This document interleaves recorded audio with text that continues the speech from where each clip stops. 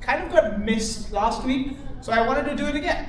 We wanted to do it again. So give me just a moment and I will set up a presentation so we can look back at the photos from last year, reminisce, realize what we've accomplished. And everything we've accomplished is not alone. No single person or group of 5 or 6 made it happen. If you came to the temple on a single day and lifted a single chair, we're thanking you because you were needed. You were there for a reason, and a big thank you to everybody that was part of making 2024 ISKCON Mississauga happen. So let me open this up.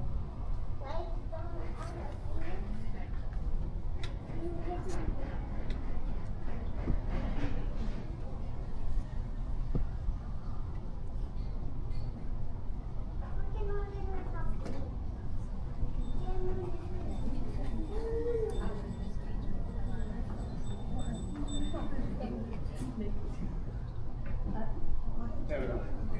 So this was our ISKCON Mississauga year 2025 in review. We had a bunch of festivals. We started off, we only actually started in 2024, right?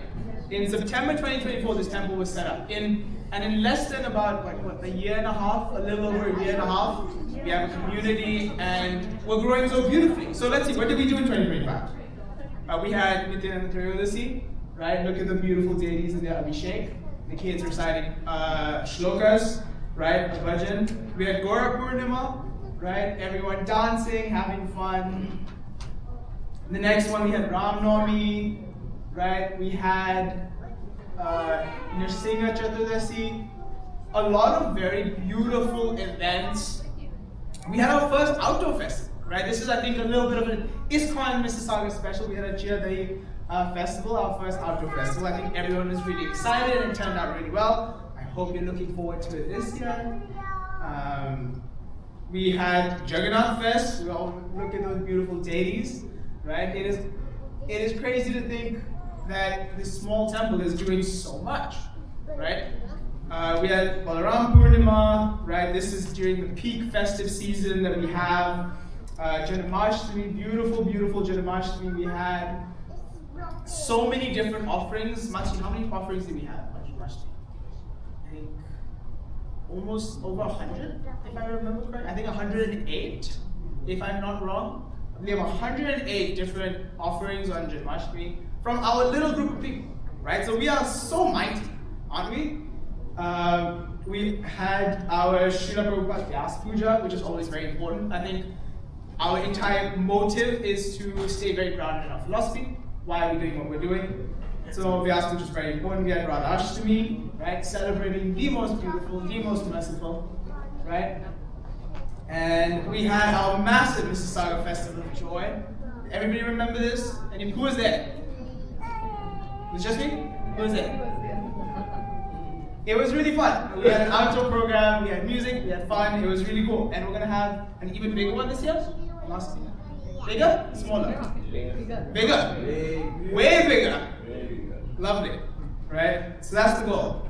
We're reflecting, we had Maharaj's, His Holiness Bhakti Swami Maharaj's 73rd Vyas Puja. You can see him looking cool in the shades, I love that photo. But it was a very big event. We had ISKCONites from all over Canada with us celebrating right here in Vic Johnson Community Center at ISKCON Mississauga, right? I think that's very beautiful. It shows that we are very connected, we're very strong, and we all want to see this little temple grow. We also had a Govardhan Puja. We had, most recently, our Gita contest, right? This year was, so yeah, massive thank you to everybody who made this happen. I'd like an actual round of applause.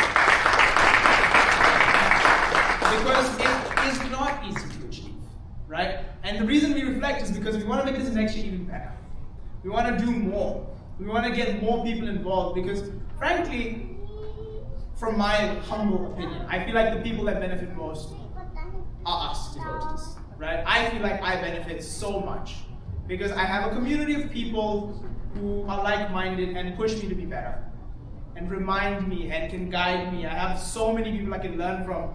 And age doesn't really matter. I see people 20 years younger, 20 years older, conversing, discussing, and that's what we're all about, right? It's not about our artifacts or anything. It's about being spiritual, having a community of people that we can love and who can help us grow. So 2020, a big thank you to 2025, and we are very excited for this new year, 2026. So I hope, thank you for tolerating my rant. Next up, without any further ado, because I know you guys are all waiting, we're going on to our Vedic discourse for today. So today's Vedic discourse is on Bhagavad Gita. Just a second. Yeah, Bhagavad Gita Chapter 4, verses 11 to 15. So we're going to be talking about Krishna, the creator, and the culmination for all parts. And it will be given by Her Grace, Jayaraseswari Devidasi, or Jayaraseswari Mataji. She joined ISKCON in 1984 in Delhi, India. Got initiated from His Holiness Jayaraseswari Maharaj in 1995 in Madhya Pradesh, Muscat. Her second initiation was in 2010 in ISKCON Brampton. She had active service began in Madhya Pradesh, teaching children in the Krishna Club and conducting Bhakti Vriksha. She moved to Winnipeg in Canada in 2002, where she helped start ISKCON Manitoba, along with Her Grace Vrinda Devi Dasi. She also started Bhakti Vriksha in Winnipeg, then moved to Damodar Pradesh, Dubai, started Bhakti Vriksha at Krishna Club for Children, then moved to Mississauga, Canada in 2009, and has ever since been associated with ISKCON Brampton and ISKCON Mississauga, and ISKCON Toronto, I believe. Mataji does personal transcriptions. Currently, Mataji does personal transcriptions for Guru Maharaj since 2007. Could we have a warm round of applause?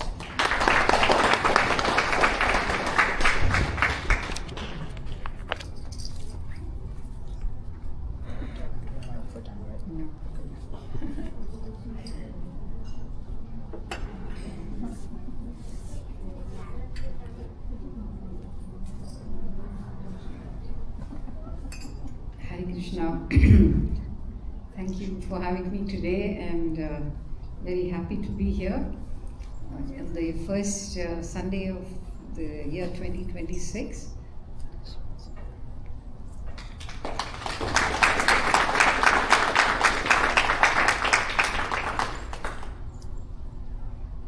Hope it has been a good start for everyone.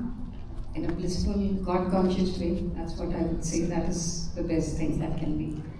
So today, without any further ado, I'll start off with just the opening prayer, and then we'll go on to the Bhagavad Gita. Om Jnana Timirandasya Jnanam Jana Shalakaya Chakshuram Militam Yena Tasmai Shri Gurave Namaha. Nama Om Vishnupadaya Krishna Preshthaya Bhutale Srimate Bhaktivedanta Swamini Dinamine Namaste Saraswati Deve Gauravani Pracharine Nirvishesha Shunyavadi Paschatya Deshatarine Jai Shri Krishna Chaitanya Prabhu Nityananda Shri Advaita Gadadhara Shiva Sadi Gaura Bhakta Vrinda Hare Krishna Krishna Krishna Hare Hare Hare Rama Rama Rama Hare Hare. Jai Srila Prabhupada. So today we are doing the series of Bhagavad Gita discussions. We are doing chapter 4, 11 to 15. Okay, so what I thought was that we will take the verses one at a time, and it will be nice and purifying to chant the verse along together. So let's do that. The first is 4:11. We will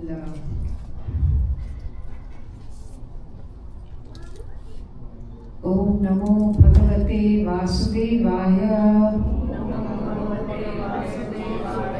Om Namo Bhagavate Vasudevaya. Om Namo Bhagavate Vasudevaya. Ye yatha mam prapadyante tams tathaiva bhajamyaham mama vartvanu vartante Manushya Partha Sarvashaha. The translation is, as all surrender unto me, I reward them accordingly. Everyone follows my path in all respects, O son of Pritha. So, the verses today, that 11 to 15, they answer one very important question.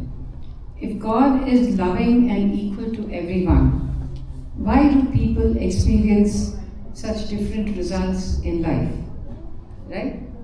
That's always the question. So, we'll take verse 11, and in this, Krishna explains how he deals with every single soul. See, Srila Prabhupada, our founder Acharya of International Society of Krishna Consciousness, gave us this beautiful Bhagavad Gita as it is, which is so simple that anyone can understand it. The purports are very, very simple for the layman. And that is why it is the widest read and also in the maximum number of languages on the earth, like you can say actually. So everyone should have the Bhagavad Gita as it is, which is like a logbook. So he explains that Krishna reciprocates with everyone according to how they approach him. If someone approaches Krishna with love and devotion, Krishna responds that way with total, complete love. If someone approaches him for material desires, I want this, I want that kind of material things, liberation, or even indirectly, without directly approaching him, Krishna still will fulfill their whatever they want, but in a suitable way, that he knows what is good. Although, people follow many paths, all ultimately, any decision, anything that comes from Krishna alone. Therefore, even if people don't understand Krishna, okay, and but they are still knowingly or unknowingly being guided by him alone, because nothing happens without his permission.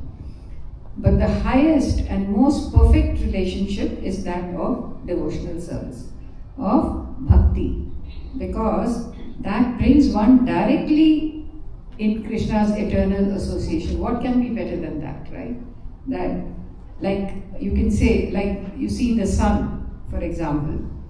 The sun is one, but the effect of the sun is different on different things. When sunlight falls on the lotus blooms. But when it falls on a dry patch of land, the mud, it cracks, right? And when it falls on water, the water evaporates. So the sun is not choosing the response, but it depends on the object on which it is. So what is emphasizes here similarly is that Krishna is equal to everyone. The difference is in our approach, how we approach. Srila Prabhupada explains God is never partial. We decide how much we need, what we need from him. So Krishna is not selective or partial or distant. He is constantly responding. But the quality of the response that he gives, it depends on us, on how we approach him.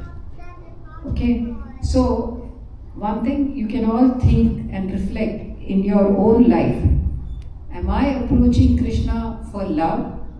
Or am I approaching him for some material benefit? Or just that I want liberation? So give this a thought. That then you will find the answer. Right? Like what is it that we are really approaching Krishna for? Okay? So then you can reflect on that, and we'll go on to the next verse, which is 4:12.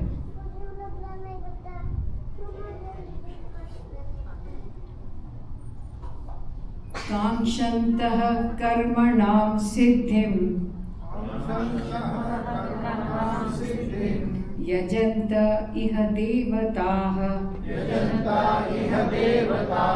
Kshipram hi manushe loke Siddhir bhavati karmaja. Translation by Srila Prabhupada. Men in this world desire success in fruitive activities and therefore they worship the demigods. Quickly, of course, men get results from fruitive work in this world. And to the 13 also we'll read. Chaturvarnyam maya shrishtam Guna karma vibhagashaha Tasya kartaram apimam Vidhyaya kartaram avyayam.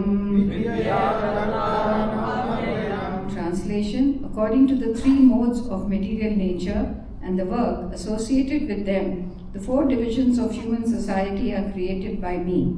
And although I am the creator of this system, you should know that I am yet the non-doer, being unchangeable. So, the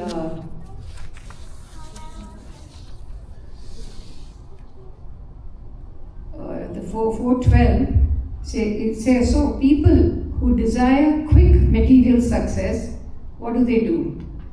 They worship the devatas, the demigods, okay, because they know that their desires are easily and quickly fulfilled. That is what they believe, okay, but this is only temporary and this is within this material world. That is what we have to understand, that it is not that it is a permanent thing. Like everything else in the material world, these desires also, sometimes they will give you happiness, sometimes they will give you distress also. So because this is our desire to please our material, our sense gratification we want to do, that is why. Okay, but Prabhupada explains that all such results are actually they are granted by Krishna only, because all these demigods are all like managers under the Supreme Lord Krishna, who is the proprietor or the owner. Okay, and people have different levels of understanding. So that is why it is that he allows the demigods to respond to their desires. But intelligent people who realize who Krishna is, and they realize that only devotion to him can give them eternal benefit. That only the people who realize who Krishna is, what is his position, only they can realize that. Okay? And next in verse 13, Krishna created the 4 social orders, Varnashrama. Okay? And based on, not on anything else but people's qualities and work, the kind of work they do, but not on birth, which is now wrongly being interpreted in this Kali Yuga as like my birthright. If I am born in a Brahmana family, I am a Brahmana. It's not like that. For being a Brahmana, you have to have the qualities of a Brahmana which are mentioned by Krishna. You have to have those, only then you qualify to be a Brahmana. So that is why Prabhupada, he went to the West, and there you can call it a magic, that how these lechas, the people who were all meat eaters and dog eaters, they were converted into Vaishnavas. How was that possible? If it was by birth, like even my own Guru Maharaj, His Holiness Jayapataka Swami Maharaj says, I had no qualities. I had done all the bad qualities I had done all wrong things. But Prabhupada's mercy, he gave me the mercy. He gave me the qualification. He gave me everything to become what I am today. So it is possible, and we have seen that everyone is only by their qualities there.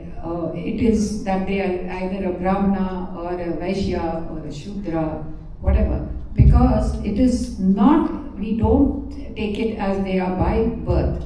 So this we have to understand. Because although see, Krishna is the creator of all this, okay, but he's not bound by them because he's transcendental and he's beyond the material activities. Srila Prabhupada emphasizes when this system is properly followed for Krishna's pleasure. Understand that. This has to be followed and we do it for Krishna's pleasure, not our pleasure. It becomes a very powerful means for our spiritual advancement. And this is what Prabhupada always said, the Varnashrama Dharma, if it is followed properly, then this world would be a much, much better place to live in. But sadly, we are not. Even in India, it is being exploited in wrong ways. So that is why we have all these caste fights and stuff like that which should not be there. Okay, and see, it is natural that now in this age that we are looking for fast results. Okay, when people want quick results, naturally they will look for some very special powers which can give them the results. And they think that the demigod worship will give them that. But they don't understand these are all temporary solutions.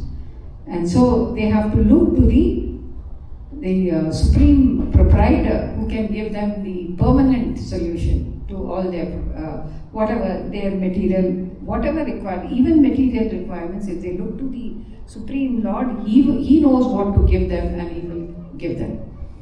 So intelligent persons therefore will approach Krishna for lasting liberation and happiness. Okay, it's like, see, imagine there are two employees working in a company. One works just for the salary. He just says, yeah, as long as I get the money, it is okay. I just need that. But the other one stays, he is very loyal and responsible and does his work very diligently. Both are paid, okay? But over time, one person gets promotion and the other one is stuck and is frustrated. So, the boss is the same, he didn't change, but the attitude that changed. So, it's one person is awarded what he deserves and the other person also gets what he deserves. So, demigod worship is like worshipping only for the salary. That we look only for that, that's all that we are interested. But bhakti, working with love and trust, that is the real thing that we do. And Varnashrama are the different roles, but the goal is the same. See, Prabhupada explains, Krishna is the supreme enjoyer. When we work only for results, we stay bound. We are bound by karma. Okay? When we work to please Him, then we are not bound by karma. We have different roles, we have responsibilities, we have talents, but at the same opportunity to offer them with devotion, whatever may be our roles, our talents, but we have the opportunity is given to us to offer to the Lord, whether we offer it to Him with love or we don't offer it. That is it is up to us.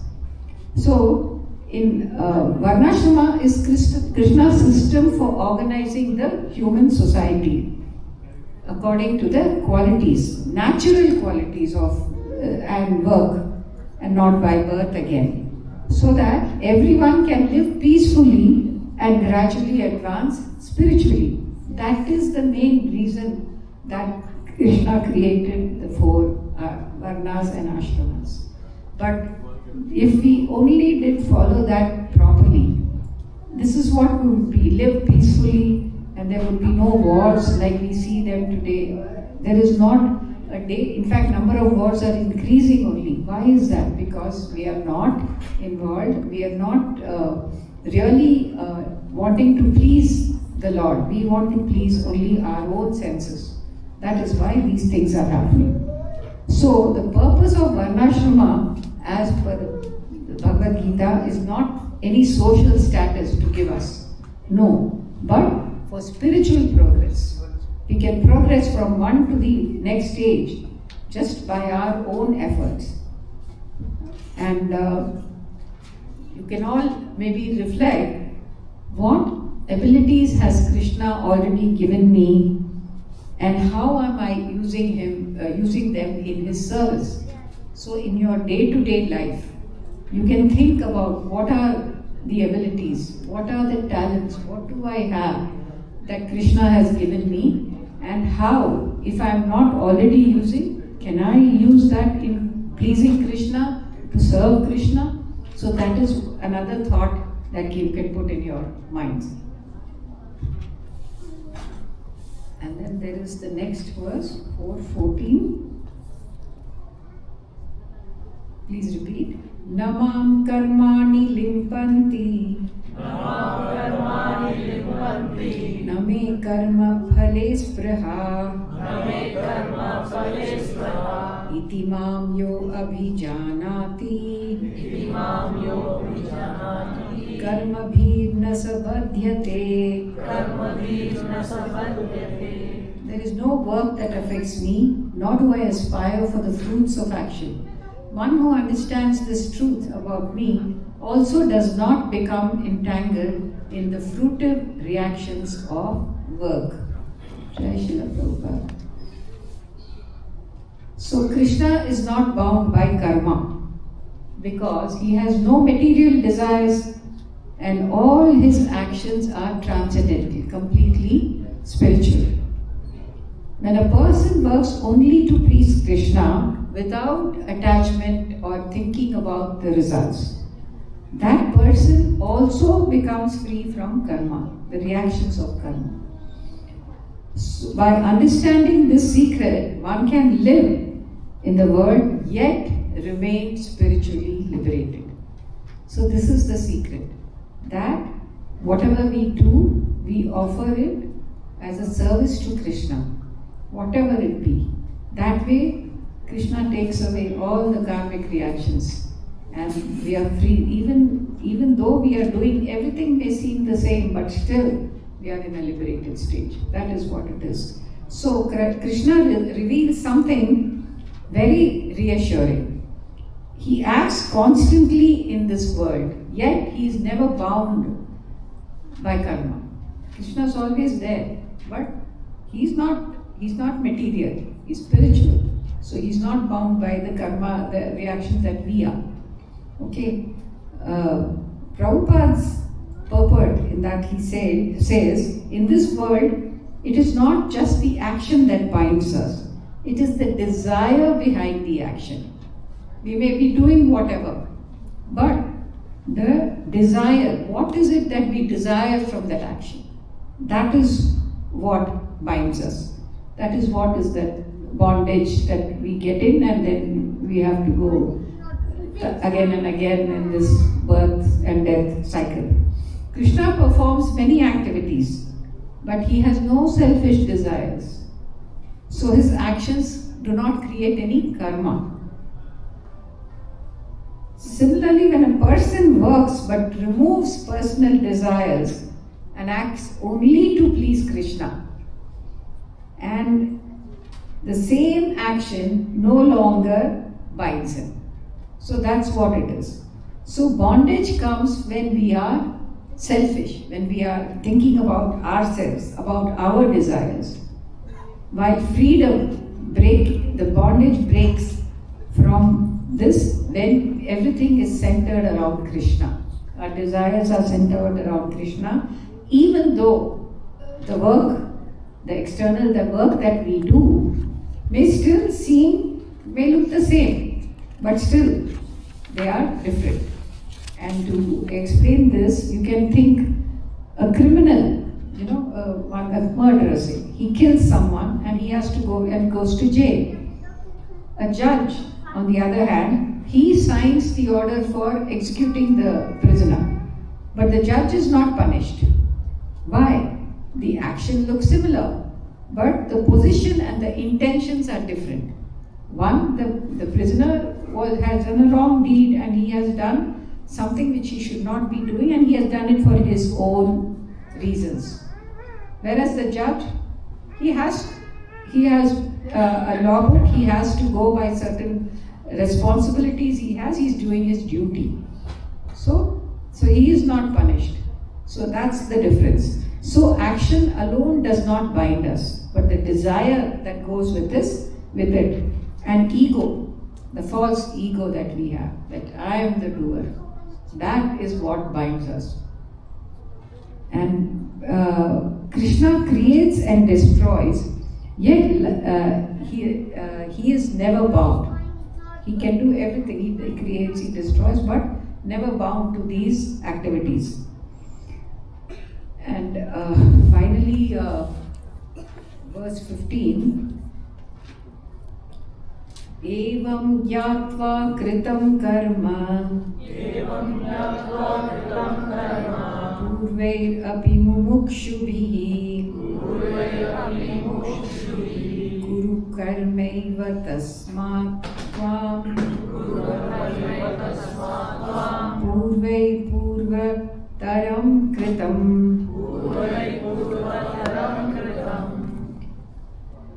All the liberated souls in ancient times acted with this understanding of my transcendental nature.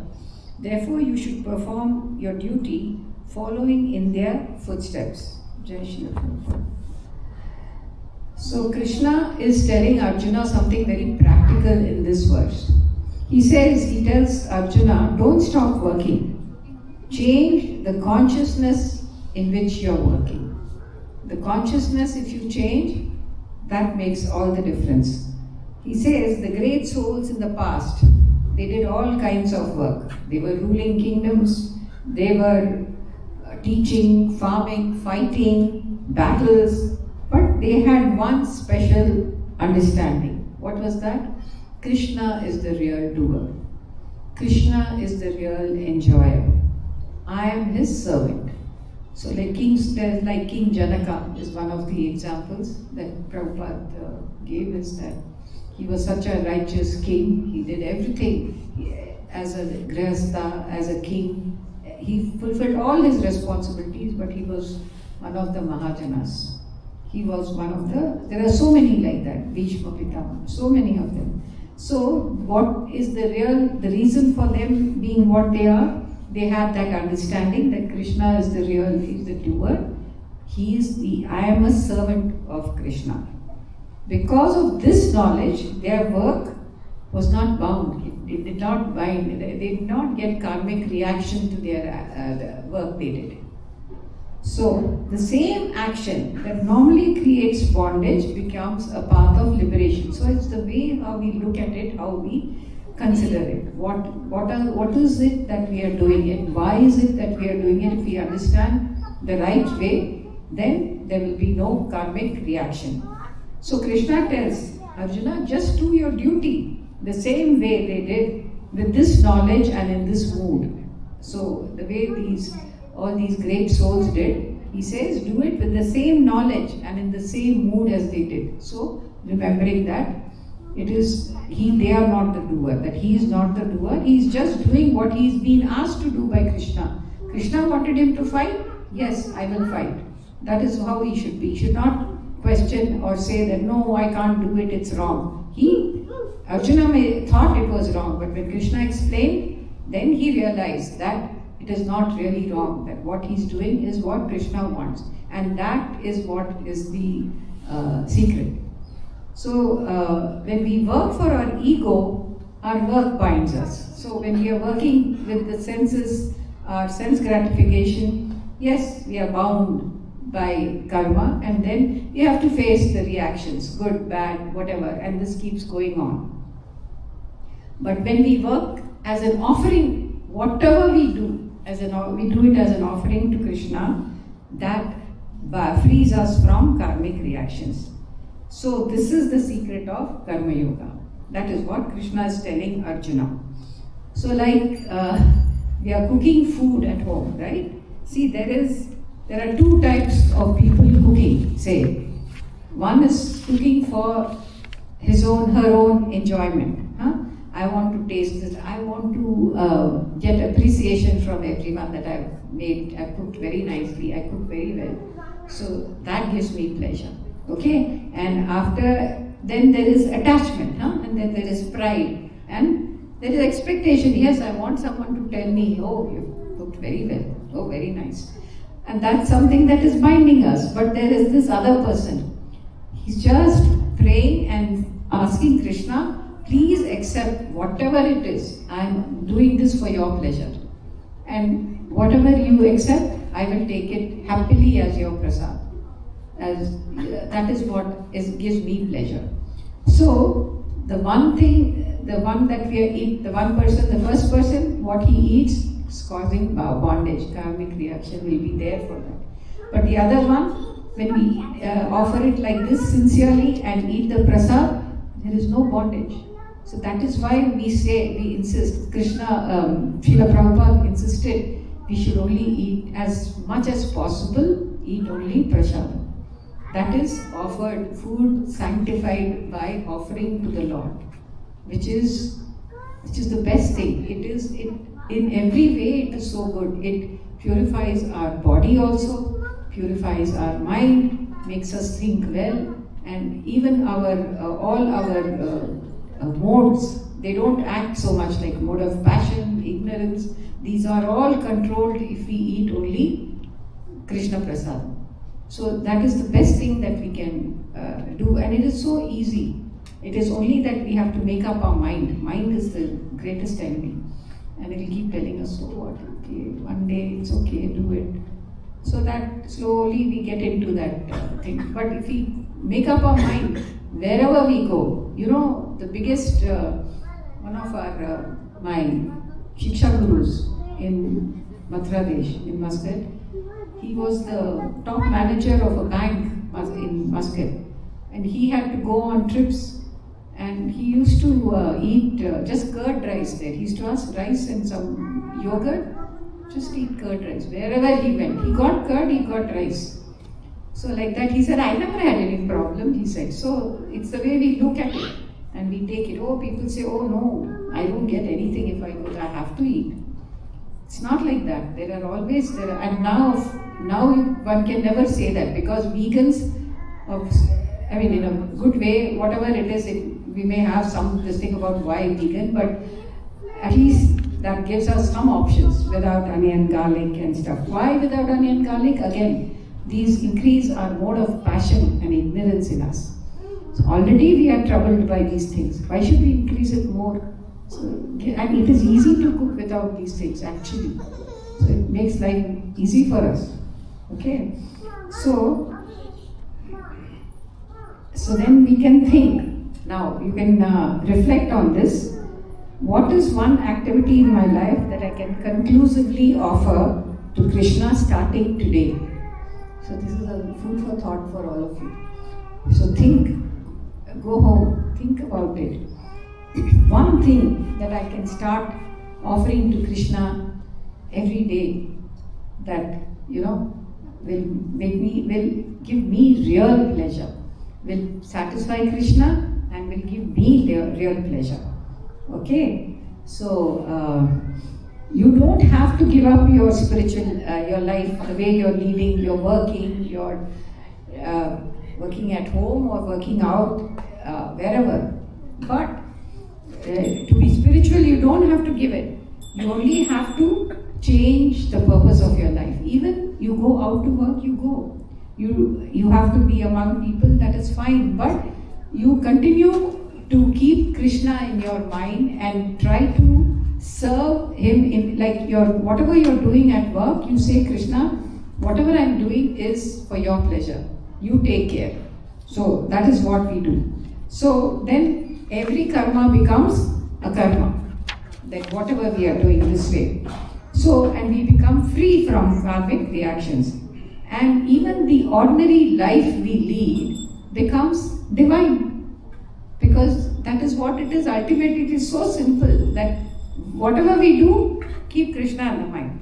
Like I always used to chant with the children. Always remember Krishna, never forget Krishna.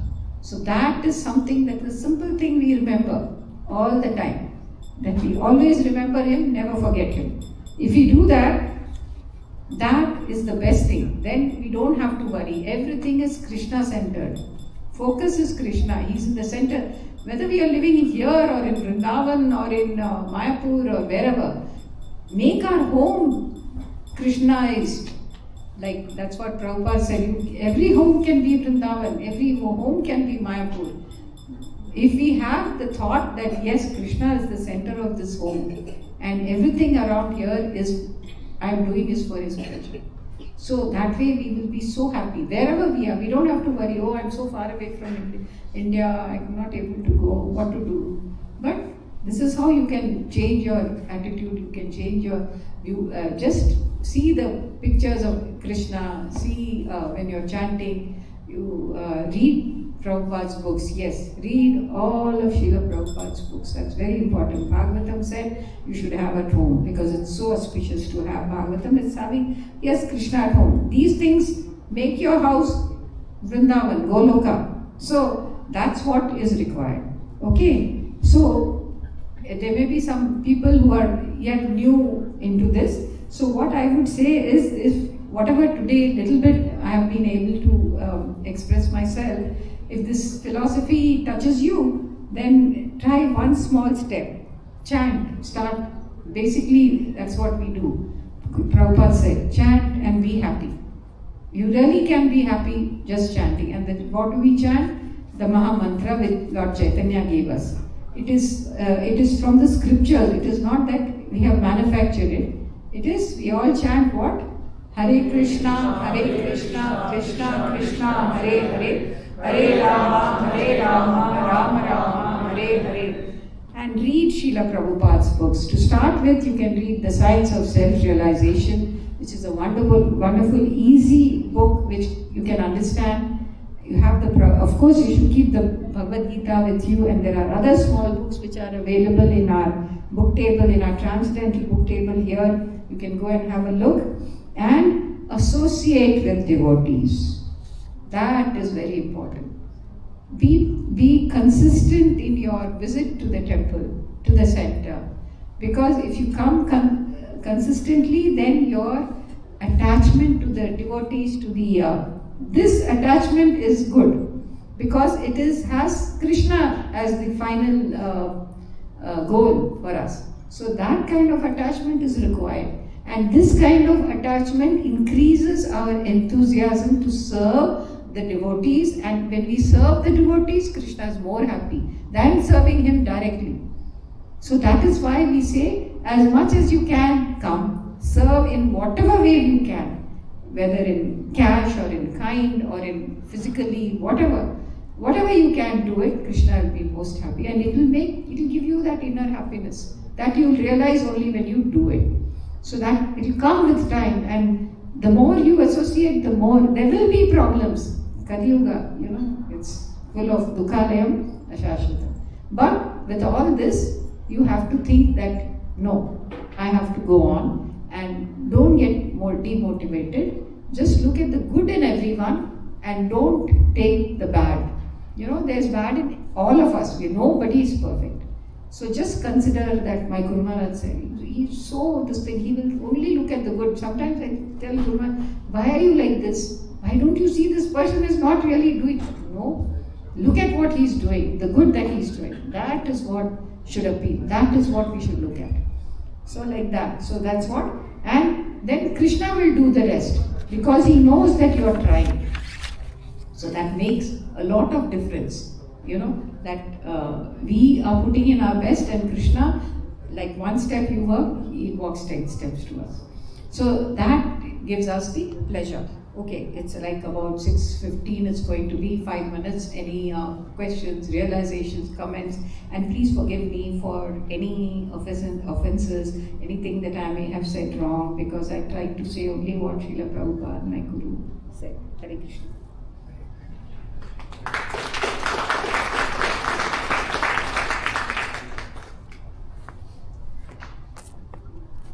If there's no question, then I'll go. Okay. Thank you so much for the wonderful presentation. it was such a lovely presentation. I'm just trying to relate myself to like what you said, that keep Krishna in center whenever you do anything. So for me, like with all these books, reading and things, I can little bit relate. While I am cooking, I like serving food, I feel so happy. Okay, I can feed this to Krishna, and then suddenly comes back as prasadam, and I can finally feed two part and parcel of his to my kids. So I feel so happy to cook that when I think of that. But I somehow couldn't relate Krishna while I'm working. Honestly, like I'm not that happy to go to work. It's like you told that, like you gave example of two employees when one surrendered themselves. So how can I surrender to Krishna when I'm working, because I have too much of deadlines to finish, lot of working in the numbers. I know some little things like I put Radha Krishna in my ERP system when I log in. So every time when I have to log into my SAP, then I have Radha Krishna. So it somehow connects me to Radha Krishna, and then little tiny things I do. But honestly, how to surrender myself fully in the work and then enjoy my work as well. See, you work from home, I presume, or It's a hybrid, Mataji, so I go sometime and sometime. Okay, so then the days you're at home, I think it is better. You won't feel that. Either way, It doesn't, because see, like you said, you have a picture of Radha Krishna that you look at, and the thing is that before you start work, be at home or be at work, even on the way when you're going, you can be chanting and going, okay, in your car or wherever, whichever mode of transport you use. You keep thinking of Krishna all the time, okay, and then in the beginning of the day itself, you pray to Krishna that whatever I do today, let it be, whether even if I forget, even if I don't remember you, you remember me, and let it be an offering that I make to you, and help me in whatever I'm doing, and give me because all said and done, you're earning something, right? You're going to get something, and you have a family, you have children, and you have to take care of the children. And Prabhupada said that these children that we have are Vaikuntha kids, because they have been born in a family where we are chanting, we are aspiring to be at least devotees, so we have to take care of them. And in this material, there is no harm in saying that we have to earn to make a living, we have to use that, and how we use it is in what way are we spending the money. We live simple lives. Normally, devotees don't need much, whatever, but we have to save also for the children's sake and their studies. We have to make sure Prabhupada said that the grihasthas have a lot of responsibility on them, that they have to produce acharyas as their children. So you can imagine the kind of responsibility that is there on the grihasthas. You have to even support the brahmacharis, the sannyasis. We are in between. So you may have to give for the temple also, because that is another thing, because the temple also runs because of the grihasthas. If we don't work, then where will we be able to help? So all this is you're doing as a service for Krishna. So whatever you are earning, everything is coming finally in the service of Krishna. So you don't have to feel, yes, these pressures are there because it is Kali Yuga. You will have to go through all this. But you can go through this thinking that, yes, I have Krishna with me. Please, Krishna, give me the strength to go through this. I know some days will be bad, someone will say a bad thing, someone will be angry, these things we have to face. So we have to pray all the time to Krishna to give us the strength. That is what we can do. And that will really help us. If we are sincere, Krishna is there. He will answer our prayers. Okay? Try it. Thank you.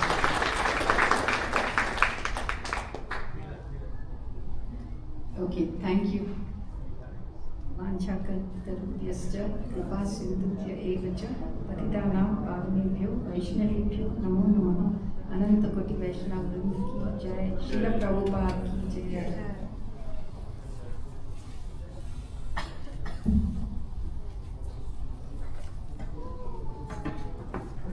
Thank you so much, Mataji, for that lovely, lovely class. I think it's very good reflecting on for myself, I think it's sometimes a bit difficult to balance spiritual and work life, right? I think Mataji can also relate to me.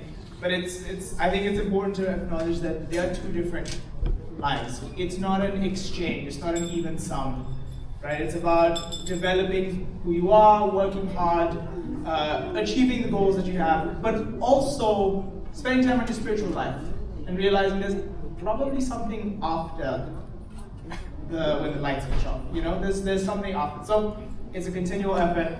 And on that positive, hopeful note, I would invite all of you to stand up, and we are going to finish off with our closing arti.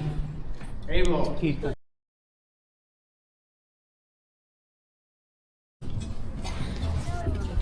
बुला लो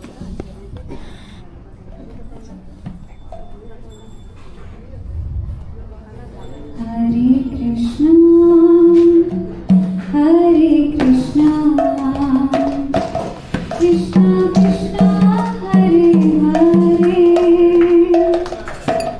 Hare Rama, Hare Rama, Rama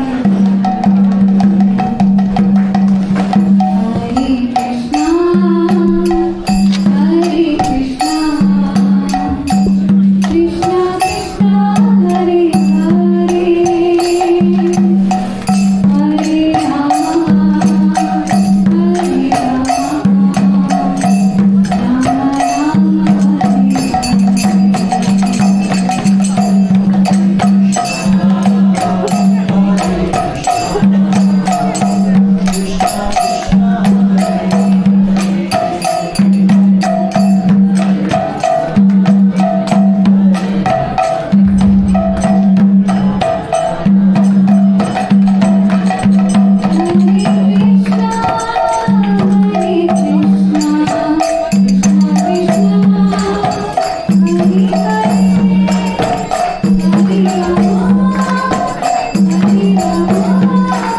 Hare Hare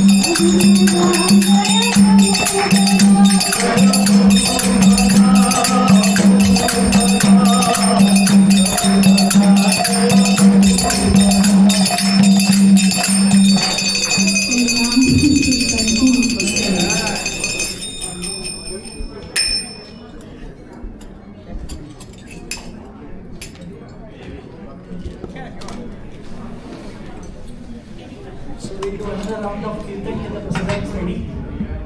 Everyone can try to enjoy.